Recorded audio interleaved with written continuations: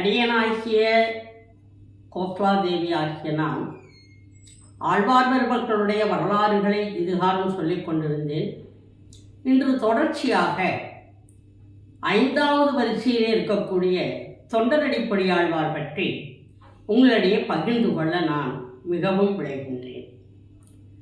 ஆழ்வார் பெருமக்கள் 12 சிறப்புக்குரியவர்களை ஒவ்வொரு ஆழ்வார் பெருமகனாரும் வைகுண்டத்திலே இருக்கின்ற பரந்தாமனாகிய ஸ்ரீமன் நாராயணனுடைய அம்சங்களாகவே இந்த பூதலத்தில் தோன்றி வேதாச்சாரங்களை எளிய முறையிலே மக்களுக்கு புகுத்த வேண்டும். இறைவனிடத்திலே அனைவரும் பக்தி செலுத்த வேண்டும். அவருடைய பாதாரபந்தங்களை நினைப்பவருக்கு பரமபதத்தில் இடம் கிடைக்கும் என்று சொல்லக்கூடிய நல்ல வழிமுறைகளை எளிதாக சொல்லி சென்றார். அப்படி சொல்லுகின்ற வகையிலே தானும் அனுபவித்து மானிடர்களாகிய நம்மை அனைவரையும் அழைத்து செல்லுகின்ற பாங்கு அடியார்களாக இருக்கின்ற ஆழ்வார் பெருமக்களுக்கு மிகவும் சிறப்பு வாய்ந்த ஒன்று. அந்த வகையிலே இன்றைக்கு நாம் தொண்டரடிப்பொடியாழ்வார் பற்றி உங்களிடத்திலே சொல்ல விளைகின்றேன். இவருடைய வாழ்க்கை என்று சொல்லுகின்ற வரலாற்றை சொல்லுகின்ற பொழுது சோழ நாட்டிலே பிறந்தவர். காவிரிக்கரையின் ஓரத்திலே இருக்கக்கூடிய திருமண்டலங்குடி என்னும் ஊரிலே பிறந்தவர். இவருடைய இயற்பெயர் விப்ரநாராயணன். விப்ர என்று சொல்லுவது இவருடைய குலத்தினுடைய ஒரு பரம்பரை பெயர் என்றே சொல்லலாம். விப்ர. இவருடைய பெயர் நாராயணன். விப்ரநாராயணனாகி இவர் தன்னுடைய கல்வி, கேள்வி, ஞானம் அனைத்தும் பெற்றிருந்த போதிலும் கூட இயல்பான ஒரு மனித நிலையில் மாற்றம் கண்டவர். அதாவது நல்ல புலமை இருக்கிறது, தமிழார்வம் இருக்கிறது, வடமொழி புலமை இருக்கிறது, இறைவனிடத்திலே பக்தி இருக்கின்றது, அனுபவம் அனுசரிக்கின்ற ஆற்றல் இருக்கின்றது. அனைத்தும் இருந்தும் இவரிடத்திலேயே ஒரு சிறு குறை வரத்தான் செய்தது. விப்ரநாராயணராகி இவர் தன்னுடைய மனத்தகத்தை அரங்கனை தவிர வேற யாரையும் அவர் பாடவில்லை. அதுதான் சிறப்பு. எல்லா ஆழ்வார்களும் இறைவனைத்தான் பாடினார்கள். ஆனால் இந்த விப்ரநாராயணனாகிய தொண்டரடிப்பொடி ஆழ்வார் மட்டும் அரங்கனை தவிர வேறு யாரையும் பாடினதில்லை. அதுதான் இவருக்கு இருக்கின்ற மிகச்சிறந்த சிறப்பு. அப்படிப்பட்ட இந்த விப்ரநாராயணன் இளமையில் தான் சற்று மாற்றம் காண்கின்ற நிலை தோன்றுகின்றது. நந்தவனத்திலே மலர்களை எடுத்து வண்ண வண்ண மலர்களை கட்டி அவற்றையெல்லாம் மாலவனுக்கு சூட்டி அழகு பார்க்கின்ற இந்த விப்ரநாராயணன் ஒரு நாள் தன்னுடைய இல்லத்திலே இருக்கின்ற பொழுது இவருடைய அழகிலே, இவருடைய பக்தியிலே மயங்கிய ஒரு பக்தை இருந்தார். அதுதான் சிறப்பு. அப்படித்தான் நாம் சொல்ல வேண்டும். ஏனென்றால் ஒருவரை ஒருவர் அடைய வேண்டுமானால் ஒருவரை ஈர்க்கின்ற ஆற்றல் அவரிடத்திலே இருந்தால் மட்டும்தான் ஈர்க்க முடியும். விப்ரநாராயணன் இறைவனிடத்திலே அதிக அன்பு கொண்டவர். அரங்கனாகி அவருடைய பாதாரவிந்தத்தில் பற்று வைத்தவர். அந்த ஊரில் வாழ்கின்ற ஒரு பெண் தேவதேவி என்ற அவளுடைய பெயர். அந்த தேவதேவி ஆகிய அவள் என்ன நினைத்தாள் என்றால், இவர் எப்பொழுது பார்த்தாலும் அரங்கனை அரைக்கணம் கூட நீங்காது தன்னகத்தே வைத்திருக்கின்றாரே, இவரை எப்படியாவது நம்மகத்தே கொண்டு வர வேண்டும் என்று அவளும் ஒரு வகையான பற்று என்று தான் சொல்ல வேண்டும். அதாவது ஒருவர் ஒன்றில் ஈடுபடுகின்றார் என்றால் ஈடுபடுகின்ற ஒருவரை அவர் வாயிலாகவே சென்று தன்பால் ஈர்த்தல் என்பது ஒரு கணக்குண்டு. அந்த வகையிலே தேவதேவி தேவதாசி குலத்திலே பிறந்தவள். அவள் பெயர் தேவதேவி. அவள் எப்படியாவது இந்த விப்ரநாராயணனை அடைய வேண்டும், அவரோடு வாழ வேண்டும் என்று ஆசைப்பட்டாள். இவரை எப்படியாவது அடைய வேண்டும் என்று நினைத்தாள். அவர் பக்தியில் சிறந்தவர். பக்தியில் சிறந்த விப்ரநாராயணனை தன் பக்கம் ஈர்க்க வேண்டும் என்று நினைத்தவள்.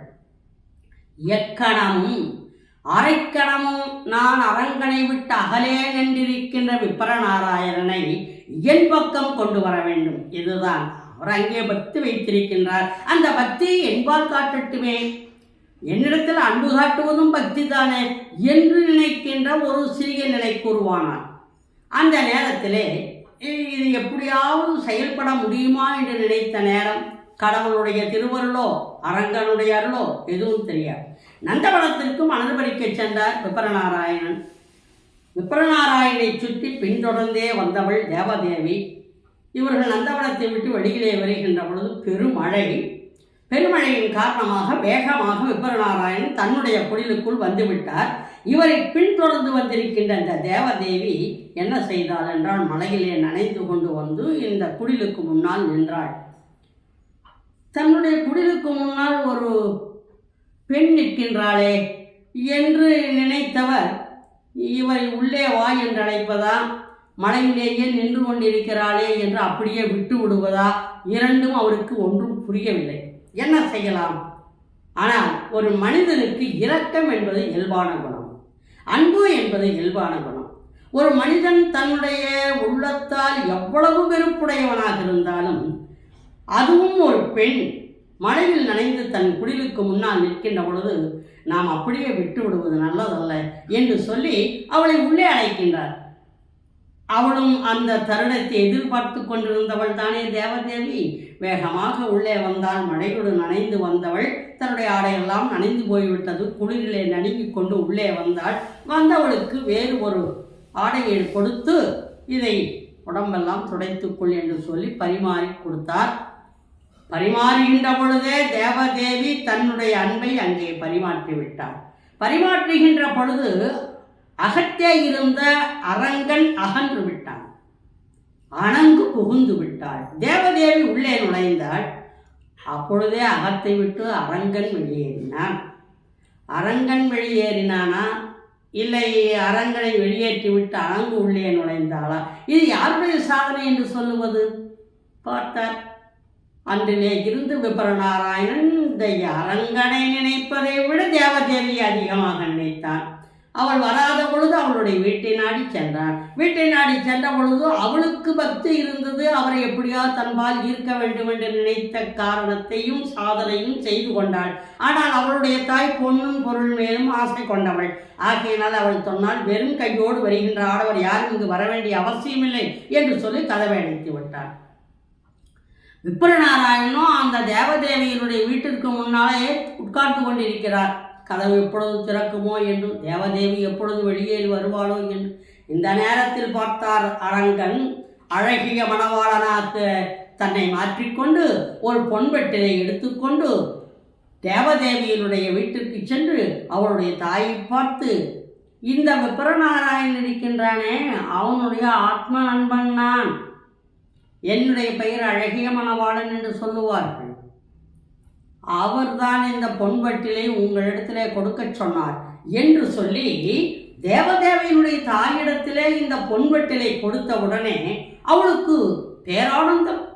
உடனே கதவை திறந்து விட்டால், திண்ணையில் அமர்ந்திருக்கின்ற விபரநாராயணனை உள்ளே வருவார் அழைத்தால், அமோக வரவேற்பு, பாராட்டு, விருந்து, உபச்சாரம் எல்லாம் மிகச் செய்தாள். என்றால் கிடைத்தது பொன்பட்டில். இதை வைத்து கொண்டு நிறைய பொருள் சம்பாதிக்கலாம் என்று நினைத்தவளுக்கு பொன்பட்டிலே கிடைத்தவளது விடுவாளா? ஆகியனால விபரநாராயணனுக்கு இன்றைக்கு மகிழ்ச்சி. அவருக்கே ஒன்றும் புலப்படவில்லை. கதவடைத்தவர்கள் திடீரென்று என்னை பார்த்து உள்ளே வாழ்கிறார்கள், விருந்து கொடுக்கிறார்கள், பாராட்டுகிறார்கள், அமர்க்களப்படுத்துகிறார்கள் என்று அவருக்கே ஒன்றும் புரியவில்லை. ஆனால் அந்த உண்மை நிலை காலையில் தான் தெரிந்தது விபரநாராயணனுக்கு.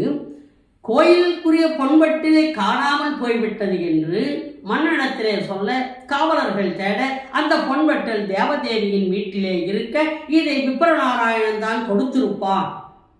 இந்த தேவதேவியின் வாழ்க்கைக்காக தந்த பொன்பட்டிலை இவன் திருடி கொடுத்திருப்பான் என்று சொல்லுகின்ற பாங்கிலே ஒரு கல்வானாக்கி நிறுத்தினார். அரங்கன் விபரநாராயணனை கல்வானாக்கி இந்த நேரத்தில் எல்லார் முன்னிலும் நிறுத்திய பொழுது கண் கலங்கினார் விபரநாராயணன். நான் அறியேன், நான் பொன்வட்டிலே கொடுக்கவில்லையே, ஆனால் எனக்கு எல்லா வரவேற்பும் கிடைத்தது, நன்றாகத்தானே தேவதேவி என்னிடத்தில் நடந்து கொண்டாள் என்று மட்டுமே நினைத்தாரே தவிர இது எப்படி வந்தது என்று யோசிக்கின்ற நிலை இல்லை. இந்த நேரத்திலே கல்வனாகி திரித்தினேன். கல்வனாக இருந்து அணங்காக இருக்கின்ற தேவதேவியை விடுத்து மீண்டும் அரங்கன் தன்பால் ஈர்த்து கொண்ட பெருமை இருக்கின்றதே, அதுதான் சிறப்பு. இந்த சிறப்புக்குரிய இந்த விப்ரநாராயணன் தான் அரங்கனை தவிர வேறொருவரையும் பாடேன் என்று சொல்லி தன்னுடைய வாழ்க்கையில் அரங்கனையே நாடி நின்றவர். அரங்கனை நாடி நின்ற பொழுது எனக்கு இதுதான் வேண்டும் என்று கேட்டுக்கொண்டதல்ல, தன்னுடைய பெருமைக்குரிய அத்தனை நிலைகளையும் அவர் அரங்கனாக இருக்கின்ற இந்த பூலோக வைகுண்டத்தில் கிடைக்காத ஒரு துன்பமும் நிகழ்ச்சியும் இன்பமும் வேறு எங்கே கிடைக்கப் போகின்றது? வைகுண்டம் புகுவரோ என்பது என்ன? பூலோக வைகுண்டத்தில் தானே வாழ்ந்து கொண்டிருக்கின்றேன் என்று சொல்லுகின்ற பாங்கிலுக்குரிய தன்மையைத்தான் இந்த தேவதேவியினுடைய வாழ்க்கையிலே அவள் வந்து மறைந்தாலும் மீண்டும் அரங்கனிடத்திலே சேர்ந்த பெருமை விப்ரநாராயணனுக்கு உண்டு. தொண்டருக்கு தொண்டராயிருந்து நான் அடிப்பொடியாக நின்று சேவையாற்றுவேன் என்று சொன்னதனால் அன்றிலே இருந்து இவர் தொண்டர் அடிப்பொடி ஆழ்வார் ஆனார்.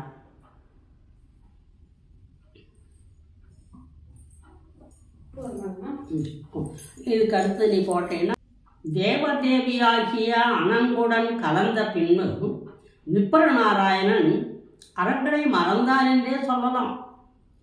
இதை பார்த்து தன்னுடைய வாழ்க்கையில் ஏதேனும் மாற்றம் ஏற்பட்டு விடுமோ என்ற ஒரு அச்சமோ, அரங்கனை விட்டு மறந்தோம் என்கின்ற எண்ணமோ விப்ரநாராயணனுக்கு இல்லை. தற்போதைக்கு தேவதேவி தான் அவருடைய கண்ணுக்கு பட்டார்.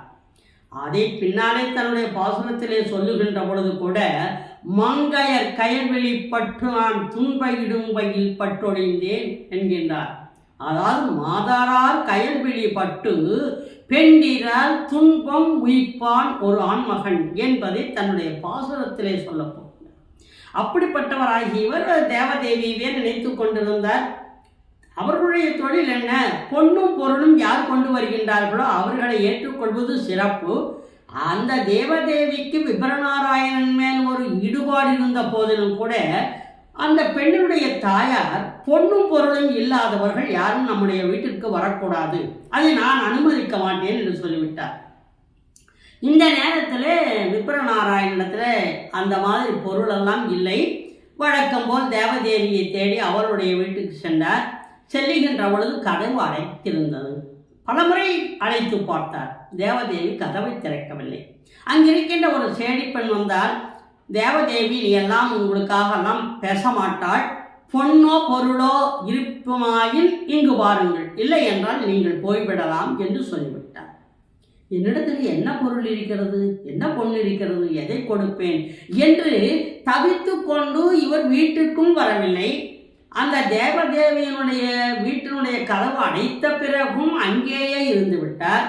அந்த திண்ணையிலே உட்கார்ந்திருந்த பொழுதுதான் அரங்கன் நினைத்தான், கயல்விழி மாதரார் பட்ட உன்னுடைய காதல் சாதாரணமானதல்ல. நான் தவறு என்று சொல்லவில்லை விப்ரநாராயணா, பொன்னும் பொருளும் வேண்டும் என்று சொல்லுகின்றாள், இவ்வளவுதானே, அதை செய்துவிட்டால் போகின்றது என்று சொல்லி அழகிய மணவாளதாசன் என்ற பெயரிலே ஒரு மாற்றத்தோடு ஒரு பொன் வட்டில் கொண்டு வந்து அது நிச்சயமாக அரங்கனுடைய சன்னிதானத்துக்குட்பட்ட தட்டு, அந்த தட்டினை கொண்டு வந்து கதவை தட்டி தேவதேவியினுடைய தாயிடத்திலே, நான் விப்ரநாராயணனுடைய நண்பன் அழகிய மணவாளன் என்று என்னை சொல்லுவார்கள், நான் இந்த பொருளை உங்களுக்கு கொடுப்பதற்காக கொண்டு வந்திருக்கிறேன், இதை நீங்கள் ஏற்றுக்கொண்டு விப்ரநாராயணனை நீங்கள் வரவேற்பு செய்யலாம் அல்லவா என்று அவர் பேச, இந்த பொருளை பார்த்தவுடன் பொன்வட்டிலை கண்டவுடனே தேவதேவியினுடைய தாயார் வேகமாக வந்து கதவை திறந்து அந்த பொன்வட்டிலை பெற்றுக்கொண்டு திண்ணையிலே அமர்ந்திருக்கின்ற விப்ரநாராயணனை வேகமாக உள்ளே வரச் சொல்லி அமோக மரியாதை வரிவைப்பு எத்தனையும் செய்து அவரை பாராட்டு செய்தார். நினைத்தால் அந்த பொன்னும் பொருளும் எப்படி வந்தது என்பது இவருக்கு தெரியாது. ஆனால் வந்தால் அந்த நம்பி அவர் சொல்லுகிறார், அழகிய மணவாளனாகிய அவன் சொல்லுகின்றான், விப்ரநாராயணன் எனக்கு தெரியும். இதை மனதில் வைத்துக்கொண்டு விப்ரநாராயணனுடைய நண்பன் நான் இந்த பொருளை கொண்டு வந்தேன், அவர்தான் கொடுக்க சொன்னார் என்றும் சொல்லி கொடுத்து விட்டு போய்விட்டார். ஆனால் மறுநாள் காலை நடந்தது என்னவென்றால், அது கோவில் தட்டு காணாமல் போய்விட்டது என்று கலங்கத்தை விப்ரநாராயணன் சுமக்க வேண்டி வந்தது. காவலர்கள் வந்தார்கள். இந்த தட்டு தேவதேவியினுடைய வீட்டிலே இருந்ததாகவும் அதனால் இந்த விப்ரநாராயணன் தான் இதை கொடுத்திருப்பார் என்றும் இந்த நிலை உருவான பொழுது கல்பனாய் நின்றான்.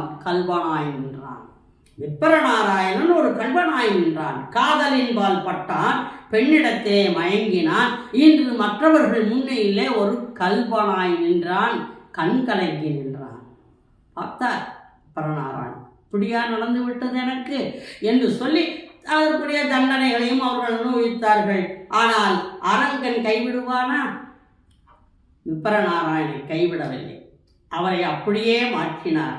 தன்பால் ஈர்த்தார். ஈர்த்த பொழுதுதான் அவர் உனக்கு மட்டுமல்ல, உனக்கு யாரெல்லாம் தொண்டராக இருந்து பணியாற்றுகின்றார்களோ அந்த தொண்டர்களுடைய பாத தூசு என் சென்னையில் வைத்து அந்த தொண்டருக்கு தொண்டராயிருந்து நான் அடிபணிந்து செயல்படுவேன் என்று ஒரு சபதம் எடுத்தார். ஆகையினால்தான் அன்றிலே இருந்து இயற்பெயராக்கி விப்பரநாராயணன் என்ற பெயரிலே என்று மாற்றம் கண்டையவர் தொண்டர் அடிப்பொடி ஆழ்வார். தொண்டர் அடிப்பொடி ஆழ்வார். தொண்டர்களுடைய பாத தூசு தன் சென்னியிலே வைத்து பாராட்டுகின்ற அளவுக்கு நான் தொண்டர்களுடைய தொண்டனாக இருந்து செயல்படுவேன் அரங்கா என்று சொல்லி இவர் வருகின்றார். அப்படி வருகின்ற பொழுது கேட்கின்றார்கள், அரங்கனைத்தவர் வேறு யாரையும் நான் வணங்க மாட்டேன் என்று சொல்லி இருந்தவர்தான் அந்த மாதிரி ஒரு சூழ்நிலையில் சிக்கிக்கொண்டார். இன்று மீண்டும் அரங்கனிடத்திலே வந்திருக்கிறார். மற்ற தெய்வம் நாடுதிரோ மனிதர்களே, மற்ற தெய்வம் நாடுதிரோ நாட வேண்டாம். கற்று கறவை கடன்கள் பல வைத்த அந்த காணிரை ஆணிரை வைத்தவன் இருக்கின்றானே, அவனுடைய அடிபணிந்திருப்பதுதான் அரங்கத்தரவணையானுக்கு நாம் செய்கின்ற தொண்டு என்று சொன்னார். இவரை பார்த்து சொன்னார்கள், நீ வைகுண்டத்திற்கு வருகின்றாயா என்று ஒருவர் கேட்கின்றார். எதற்காக வைகுண்டம்? நான் திருவரங்கத்திலே பிறந்திருக்கின்றேன். பூலோகத்திலே வைகுண்டமே இதுதானே, நான் வைகுண்டத்தில் தானே இருக்கின்றேன். மீண்டும் ஒரு வைகுண்டம் எதற்கு? இல்லை இல்லை, உனக்கு பதவி வேண்டும், பொருள் வேண்டும் என்று சொன்னால் நீ வைகுண்ட பதவி அடையலாம், இந்திர பதவி அடையலாம் என்று சொன்னார். அப்பொழுது சொல்லுகின்றார், இவருடைய 55 பாசுரங்கள், 45 திருமாலை என்று சொல்லக்கூடிய பாசுரங்கள், 10 பாசுரங்கள் இறைவனை பள்ளி எழுச்சி பாடிய பாடல்கள், 55 பாடல்கள் தான் இந்த ஆழ்வார் பாடிய பாடல்கள். ஆகினும் அவன் சொல்லுகின்றார், எனக்கு எதற்காக வைகுண்ட பதவி? பூலோக வைகுண்டத்தில் இருக்கின்ற இந்த வைகுண்டத்தில் பிறந்து நான் வளர்ந்தவன். இந்த பூலோக வைகுண்டத்திலே இறங்கியிருக்கின்ற அரங்க தரவணையாக இருக்கின்ற அரங்கனுக்கு நான் அடிபணிந்து சேவை செய்கின்றேன். ஆகையினாலே இதுவே எனக்கு வைகுண்டம் தானே, இது ஒரு வைகுண்டம் வேண்டுமா என்று கேட்டு அவரிடத்திலே பேசுகின்றார். அப்பொழுது சொல்லுகின்றார், என்ன வைகுண்டம் இது? எனக்கு எந்த வாழ்க்கையும் வேண்டாம். பச்சை மாமலை போல் நீ பவளவாய் கமலச் செங்கண் அச்சுதமுரரே ஆயர்தம் கொழுந்தே என்னும் இச்சுவை தவிரகான் போகின்ற லோகமாளும் அச்சுவை பெரியும் வேண்டேன் அரங்கமான கருளானே. இச்சுவை தவிரகான் போய் இந்திர லோகமாளும் அச்சுவை பெரியும் வேண்டேன் அரங்கமான கருளானே. உனக்கு சேவை செய்வதுதான் எனக்கு சிறப்பு. இந்திர பதவி எனக்கு வேண்டாம். இச்சுவை தவிரகான் போய் இந்திர லோகமாடும் அச்சுவை பெரினும் வேண்டேன். வேதானோல் பிராயம் 100 மனிதர் தான் போவரேனும் பாதியும் உறங்கி போகும். நின்றதில் 15 ஆண்டு பேதை பாலகனதாகும். பசி பிணி மூப்பு துன்பம் ஆதலாளி பிறவி வேண்டேன். இந்த மனித பிறப்பே வேண்டாம், பிறந்து விட்டேன், உன்னை நான் பற்றி விட்டேன் என்று பேசுகின்றார். அந்த நேரத்திலே அரங்கனை கூப்பிட்டு பேசுவதற்கோ அரங்கனிடத்தில் நேரடியாக பேசுவதற்கோ ஆழ்வார் சற்று தயங்குகின்றார். ஏனென்றால் ஒரு குற்றத்தை செய்துவிட்டால் மற்றவர்கள் முன்னிலையில் தலைகுனிந்து நின்றுவிட்டால் அது ஒரு முறை என்ன, ஆண்டு முழுவதும் ஆயுள் முழுவதும் அது தலைகுனிவுதான். அந்த ஒரு நிலையிலே அரங்கனை வணங்கினால் கூட அவருக்கு ஒரு மன வேதனை என்னவென்றால், ஒருவேளை அரங்கன் என் முன்னால் தோன்றுவதற்கு வெட்கப்படுகின்றானா? இல்லை, நான் வெட்கி தலை குனிந்திருக்கின்றேன் அரங்கா, நீ என் முன்னால் வரமாட்டேன் என்கிறாய். உன்னை கூவி கூவி அழைக்கின்றேன், நீ வரமாட்டேன் என்கிறாய். நான் உன்னை அழைக்கின்றேன். நான் ஒன்றும் பெரிய சிறப்புக்குரியவன் அல்ல, நெட்ட படித்தவனும் அல்ல. உன்னிடத்தில் நான் என்ன கேட்கப் போகின்றேன்? வேறொன்றும் நான் கேட்கவில்லை. நீ எல்லாருக்கும் சமமான நிலையிலே நின்று வாழ்க்கை கொடுத்தவன். அதாவது இவருடைய வாழ்க்கை வரலாற்றிலே ஒழுக்கம் சிறப்பாக இருக்க வேண்டும். ஒழுக்கமாய் இருந்தால் உள்ளம் தூய்மையாயிருக்கும், உள்ளம் தூய்மையாயிருந்தால் இறைவன் குடியிருப்பாள் என்று சொல்லுகின்ற பாங்கினை உடையவர். சற்று ஒழுக்கம் தவறிய காரணத்தினாலே அவராக திரும்பி வந்த பொழுதுதான் அவருக்கு அது ஒரு நாணமாக தெரிந்தது. ஆகினாலே ஒழுக்கம் தேவை என்று வலியுறுத்திய பாடல்கள் தொண்டரடிப்புடி ஆழ்வார் பாசுரங்கள். அது உள்ளம் தூய்மையாக இருக்க வேண்டும்.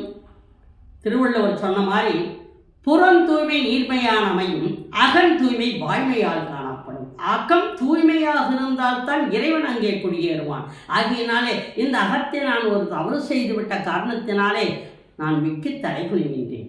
அரங்கா, நீ வந்தே ஆக வேண்டும். உன்னை கூவி கூவி அழைக்கின்றேன். மயிலாடும் அரங்கம் தன்னில் சிறப்புமிக்க திருவரங்கத்தில் இருப்பவனை என்னை நீ பாதுகாக்க வேண்டும். ஏனென்று கேட்டால், உனக்கு வேறுபாடில்லை அந்தணன் என்போர் அறவோர் மற்றெவ்வுயிருக்கும் செந்தன்மை பூண்டொழுகலார். அந்தணர்களாகிய மேலாளர்களுக்கு மட்டும்தான் இறைவனுக்கு வேத விளக்கங்கள் கொடுத்து யாகங்களை நடத்தி ஏற்றுக்கொள்வார்கள் என்பதில்லை. நல்ல குணங்களை உடையவர்களாக இருக்க வேண்டும். அந்தணர் என்போர் அறவோர். அந்தணர்கள் என்று சொல்லக்கூடியவர்கள் அறநிலையிலிருந்து தவறாமல் இருக்க வேண்டும். அதுதான் அந்தணன் சிறப்பு. அதே அந்தணனாக உயர்குலத்தில் பிறந்துவிட்டு கீழான எண்ணங்களை உடையவராக இருப்பாரேயானால் அவர்கள் புலையரே என்கின்றார். புலையராய் பிறந்த போதும் அந்தண குணங்கள் நிரம்பி இருப்பாரேயான அவரை தொழுமின், அவரோடு கொடுமின், அவரோடு பொன்மின் என்று சொல்லுகின்ற சமரசத்தன்மை கொண்டவர் தொண்டரடிப்புடி ஆழ்வார். இவரிடத்திலே ஜாதி, மதம், இனம், சமயம், நிறம், நாடு இவையெல்லாம் வேறுபாடே கிடையாது. பக்தி என்று ஒன்று வந்துவிட்டால் இறைவனிடத்திலே காட்ட வேண்டியது யாராயினும் என்ன, எந்த மதமாயின் என்ன, எந்த இனமாயின் என்ன, எந்த சமயமானால் என்ன, எந்த நாட்டைச் சேர்ந்தவனானால் என்ன, ஒன்றே குலம் ஒருவனாய் தேவனாயிரு என்று சொல்லுகின்ற பாங்கிற்குரியவன் தான் தொண்டரடிப்புடி ஆழ்வார். அவர் சொல்லுகின்றார், நீ யாருக்கெல்லாம் கொடுத்தது என்னையெல்லாம் வெக்கி தலை குனிந்து நின்ற போதும் கூட என்னை பார்க்க மாட்டாய் என்று நான் நினைக்கவில்லை அரங்கா. ஏனென்றால் உனக்கு சேது பந்தனம் அமைத்து கொடுத்த குரங்கின அரசனாக இருக்கின்ற சுக்ரீவனை கொண்டு நீ சகோதரனாக ஏற்றுக்கொண்டான்.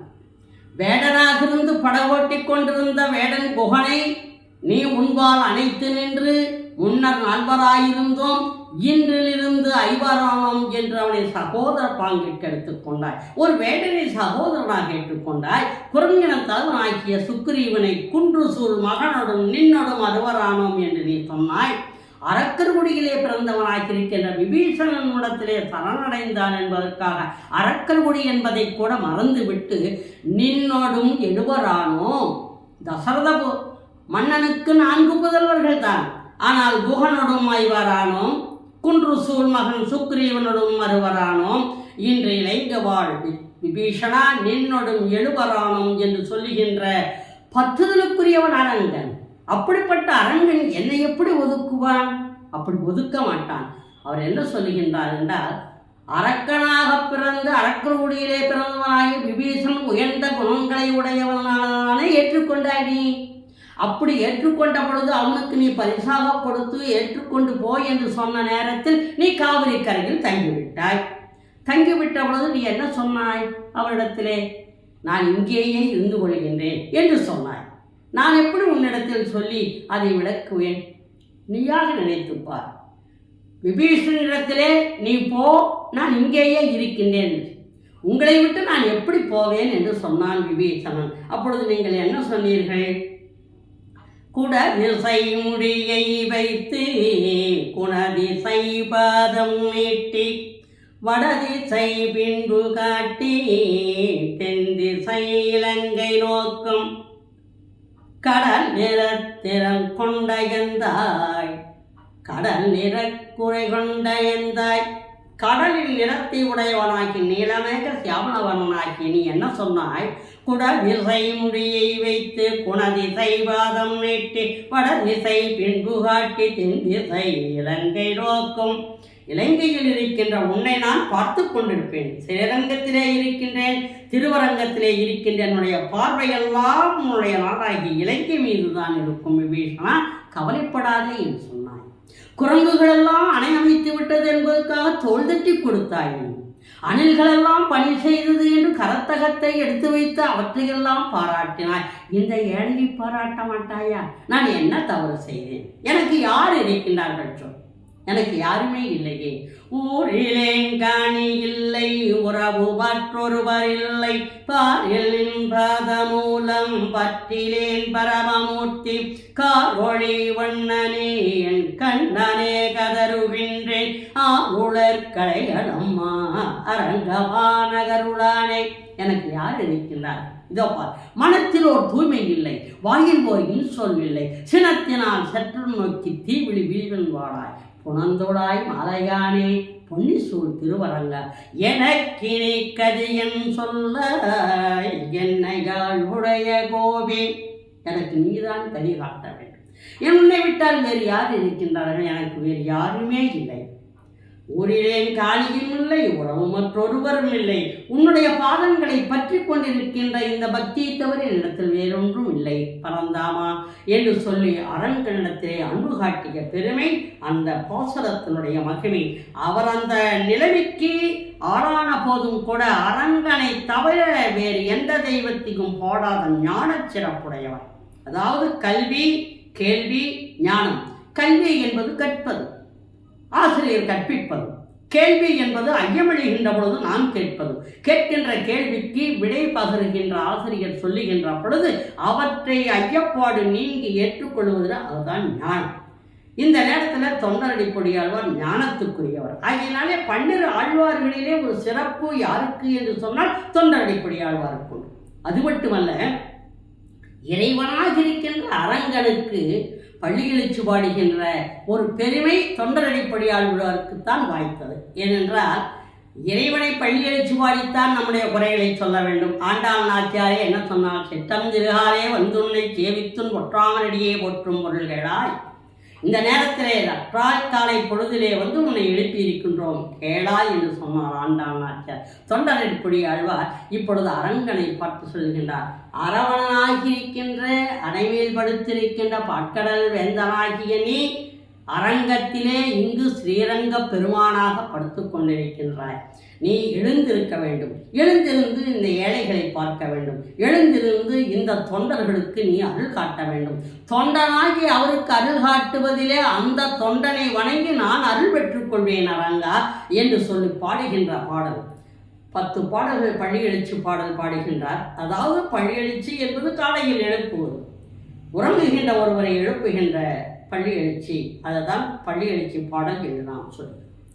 இந்த நிலையிலே ஆழ்வாராக இருக்கின்ற தொண்டரடிப்பொடியாழ்வார் உதிகமாக இருக்கின்ற காலை பொழுது எப்படி இருக்கும் என்பதை அப்படியே படம் போட்டு காட்டுகிறார் அரங்கனுக்கு.